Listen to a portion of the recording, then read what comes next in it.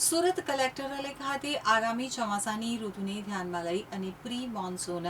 Preparation અને આપત્તિ વ્યવસ્થાપનની તૈયારીઓના આયોજન અંગે નિવાસી અધિક કલેક્ટર વિજય રબારીના અધ્યક્ષસ્થાને બેઠક યોજાઈ હતી।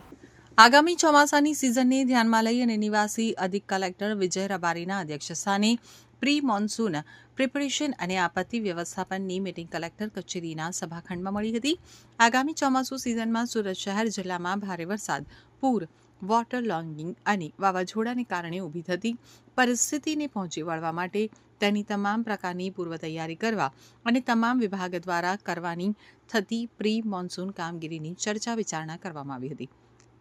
ચોમાસાની ઋતુને ધ્યાનમાં લઈ અને સુરત શહેરના 6 તાલુકાઓ તથા જિલ્લાના 11 તાલુકાઓ માટે નાયબ કલેક્ટર તથા તેમની સમકક્ષ અધિકારીઓને નોડલ અધિકારી તરીકે નિયુક્ત કરી કામગીરીની સોંપણી કરવામાં આવી હતી। તો બેઠકમાં નિવાસી અધિક કલેક્ટરશ્રીએ જિલ્લામાં વરસાદી પાણીને અવરોધરૂપ કોઈ પણ દબાણો હોય તો તાત્કાલિક તોડી પાડવાની સૂચના આપી હતી।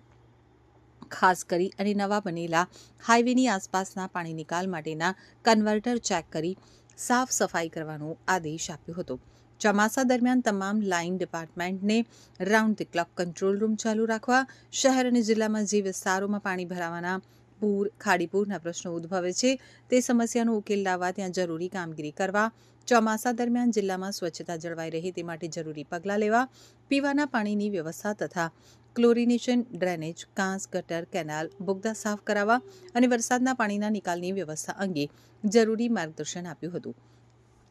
વધુમાં તેમણે કહ્યું હતું કે ચોમાસાની સિઝનમાં કોઈ દુર્ઘટના ન સર્જાય તે માટે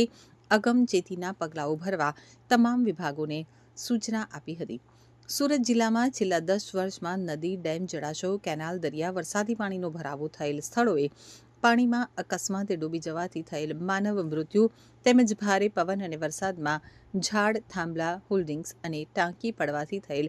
માનવ મૃત્યુ તેમજ ગટરના ઢાંકણા ખુલ્લા રહેવાના કારણે તેમજ ખુલ્લા બોરવેલ, ટ્યુબવેલના કારણે થતા યોગ્ય પ્રી મોન્સૂન કામગીરી કરી તેમજ સાવચેતી તકેદારીના યોગ્ય પગલાઓ લઈ આવી દુર્ઘટનાઓ ટાળી શકાય તેમ હોય તે માટે જરૂરી યોગ્ય પ્રી મોન્સૂન કામગીરી કરવા તેમજ સાવચેતી તકેદારીના યોગ્ય પગલાઓ લઈ આવી દુર્ઘટનાઓ ટાળવા આયોજન કરવા જણાવ્યું હતું।